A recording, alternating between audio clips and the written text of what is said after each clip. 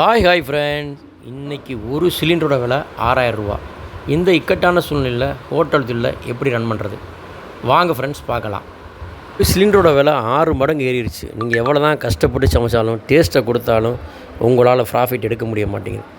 எப்படி தான் கணக்கு போட்டு மசாலா ஜாமான், காய்கறி, எண்ணெய் இதெல்லாம் குறைச்சாலும் ஒரே குழப்பமாக இருக்கா?